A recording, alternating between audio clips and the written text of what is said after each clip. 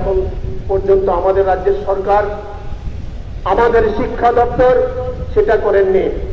আরো দুর্ভাগ্যজনক হলো সত্যি এ রাজ্যের hello, আমাদের আবেদন থাকবে, my dear friends. সমস্ত ছাত্রছাত্রীদের কাছে আমাদের আবেদন Very good afternoon once again. নির্মমভাবে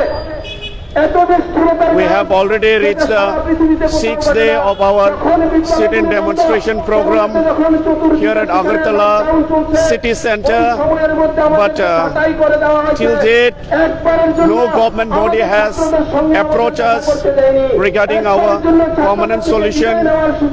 There are, since the first day of our sit-in demonstration program, we have been going through various tough situation sitting here at Agartala city center, but till date government is not sympathized to the situation that we are going through, and here we have gathered from various districts of Tripura and we are sitting here for indefinite period, but till date government haven't approached us, so we are committed to fight till justice is ensured to us. So my dear friends who are still sitting at home, please do come and participate so that we can unitedly fight for our justice. So let me show you what is going around here at Agartala city center. বৃদ্ধ মা বাবা ঘরের মধ্যে আছে, ওষুধ নিতে পারছেন না আমাদের শিক্ষক শিক্ষিকারা, তার জন্য মা বাবা ঘরের মধ্যে ঢুকে ঢুকে মারছেন। ছোট বাচ্চাটা তার পুষ্টির অভাব হচ্ছে, সেখানে তার পুষ্টিমতো খাদ্য সেখানে নিতে পারছেন না, তার জন্য আমরা এই আন্দোলনে বলছি, তার জন্য আমরা এই ধরনের মানুষের মধ্যে বসে আছি।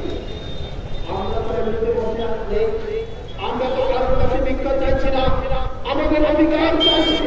কোন সে অধিকার?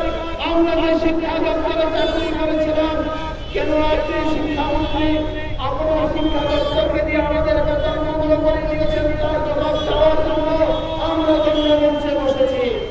কেন আমাদের চাকরি থাকবে না? তার জবাব চাওয়ার জন্য আমরা মঞ্চে বসেছি। কেন আমরা আমাদের চাকরি কন্টিনিউশনে থাকবো না? তার জবাব চাওয়ার জন্য আমরা মঞ্চে বসেছি। আপনি এ রাজ্যের 37 লক্ষ মানুষের অবদানে আপনারা নির্বাচিত হয়ে ত্রিপুরা বিধানসভায় আছেন। জনগণের কাছে জনগণের কাজের জন্য কৈফিয়ত দিতে বাধ্য। সুতরাং আমরা আপনার কাছে কৈফিয়ত চাইছি। কেন আমরা আজকে জবাব কেন দেবেন না? আপনি কেন আপনি ভাবছেন না তাদের কথা? আমি কত রাজ্যে দেখেছি ছাত্র মেধাবী দিনের একটা শিশুকে নিয়ে এই ধর্মমঞ্চে তার মা বসে আছে। কি অমানবিক রাজ্যের বিধানসভা, কি অমানবিক এই রাজ্যের সরকার, কি অমানবিক এই শিক্ষা দপ্তর। আপনারা এখানকার জনগণ যারা আছেন তারা কি একবারও ভাববেন না?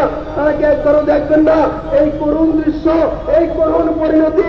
আজকে শিক্ষক যারা জাতির মেরুদণ্ড, যারা শিক্ষার কারিগর হিসেবে চিহ্নিত, তারা এই রাজ্যের বড় বড় ডাক্তার, ইঞ্জিনিয়ার, বৈজ্ঞানিক তৈরি করেছেন, তারা এই রাজ্যের শিক্ষক সমাজকে, শিক্ষা ব্যবস্থাটাকে টিকিয়ে রেখেছেন 9 বছর। আর আজকে রাস্তায় তারা কান্না করছেন, তারা তাদের বৃদ্ধ মা বাবাকে নিয়ে পাশে নিয়ে কি যন্ত্রণা বুকে সহ্য করছেন। এক জীবনের পা ব্যথায় মোটা হয়ে গেছে, তারপরে সেই যন্ত্রণা সহ্য করে ঘরে বসে আছেন। ভাবুন তো, নির্বাচনের আগে বাড়ি বাড়ি নিয়ে আপনারা প্রতিশ্রুতি দেননি। নির্বাচনের আগে 10,323 কে ডেকে আপনারা প্রতিশ্রুতি দেননি। আমাদের যে ভীষণ ডকুমেন্ট, এটাকে নির্বাচনী ইস্তাহার বলা হয়, সেই ইস্তাহারে আপনার প্রতিশ্রুতি দেননি। আপনাদের ওই উত্তর পূর্বাঞ্চলের যিনি চেয়ারম্যান ছিলেন সেই হিমন্ত বিশ্ব শর্মা, উনি কি এসে আমাদের শিক্ষকদের সঙ্গে মিটিং করে বলেননি আমাদের চাকরি স্থায়ী ব্যবস্থা করবেন? আমাদের রাজ্যের বর্তমান মুখ্যমন্ত্রী তিনি সেই দিনের ওই দলের সভাপতি ছিলেন, উনি আমাদের ডেকে প্রতিশ্রুতি দেননি। তিনি আজকে বর্তমান শিক্ষামন্ত্রী, উনি কি সেই দিন বলেননি আপনাদের চাকরির স্থায়ী ব্যবস্থা করা হবে? তাহলে আজকে আমরা যখন আপনার কথাটাকে বিশ্বাস করে আপনার কাছে সেই দাবিটা নিয়ে উত্থাপিত করছে, আপনি প্রতিদিন প্রতিনিয়ত আপনার মনটাকে পাল্টিয়ে যাচ্ছেন। কেন এই ধরনের বসুন্ধ হবে, কেন এই ধরনের কাজ হবে আমাদের সঙ্গে? আমরা তো আপনার সঙ্গে বসুন্ধ করিনি।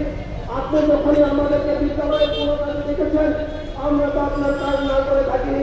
So, my dear friends, we are already on the 9th day of our sit-in demonstration program. So, those of you who are still at home, please come and do participate in our sit-in demonstration program here at Agartala City Center. Unless we are united, it is not possible for us to fulfill all our demands. So those of you who haven't wake up from your deep sleep, please do come, participate, show your unity among us. And this is called for indefinite period. So kindly do come, help us in the protest so that we can keep on fighting for our justice.